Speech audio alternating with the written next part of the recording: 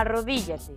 Non digas arrodíllate. Ui, arrodilla. Outro castelanismo á vista. E non se di rodela. En galego esa parte da perna chámase xeonllo. Xe-on-llo. Un é pechado e o pechado. E de xeonllo ven o verbo axeonllarse, que se conxuga así. Eu axeónllome, ti axeónllaste, el axeónllase, nós axeonllámonos, vos axeonlladesvos, eles axeollan.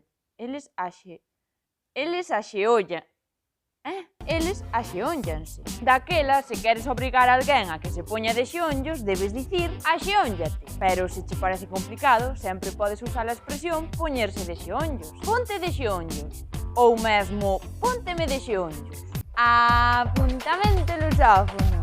Xeonllo en portugués é moi difícil de pronunciar. Joello, porque ten o fonema G e a lateral palatal. E o verbo é ajoellar. Digo eu.